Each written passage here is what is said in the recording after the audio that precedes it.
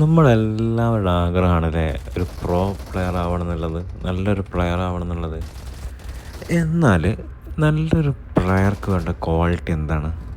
ഒരു സ്ക്വാഡ് വരുമ്പം, ഒരു ഫുൾ സ്ക്വാഡ് വരുമ്പം ആ സ്ക്വാഡിനൊക്കെ വൈപ്പ് ചെയ്യുന്നതാണ് ഒരു പ്രോ പ്ലെയർ ഒരു ഒരു ഒരു മാനദണ്ഡം.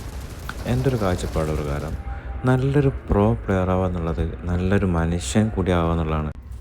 അതിപ്പോൾ ജീവിതത്തിലായാലും ഗെയിമിലായാലും.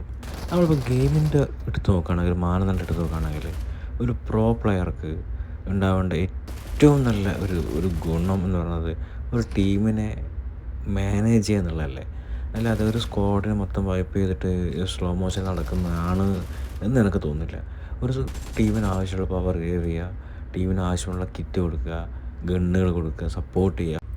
അല്ലാതെ ഒരു ടീമിൽ ഇപ്പോൾ ഏതൊരു പ്ലെയർ ഒരു നോക്കായിട്ട് കിടക്കുമ്പോൾ ഞാനത് മൈൻഡ് ചെയ്യില്ല, വേറെ ആരും പോയിട്ട് ഹെൽപ്പാക്കട്ടെ, അല്ലെങ്കിൽ റീകോൾ ചെയ്യുന്ന സമയത്ത്, റീകോൾ ചെയ്യേണ്ട സമയത്ത് ഞാൻ പോയി റീകോൾ ചെയ്യുന്നില്ല, വേറെ ആരും പോയിട്ട് റീകോൾ ചെയ്യട്ടെ, എനിക്കറിയാത്ത ആളാണ്, എനിക്ക് പരിചയമില്ലാത്ത ആളാണെന്ന് വിചാരിച്ചിട്ട് സപ്പോർട്ട് ചെയ്യാതെ കളിക്കുന്ന എത്ര വലിയ 6-ൻ്റെ 10-ൻ്റെ 15-ൻ്റെ കേടി ഉണ്ടെങ്കിലും എൻ്റെ ഒരു അഭിപ്രായത്തിൽ അവനൊരു പ്ലെയർ അല്ല, നല്ലൊരു പ്ലെയർ അല്ല. അവൻ പ്ലെയർ ആണ്, പക്ഷെ നല്ലൊരു പ്ലെയർ അല്ല.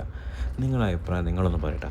ഒരു ചെറിയ ടീംസൊക്കെ, ചില ടീമിലൊക്കെ കളിക്കുമ്പോൾ കാണാം ഒരു മൈൻഡ് ഉണ്ടാവില്ല. നോക്കായിക്കോട്ടെ, ഓരെന്തോ ആയിക്കോട്ടെ, ഒരു തിരിഞ്ഞ് നോക്കില്ല, ഓരായി ഓരോ പാടായി.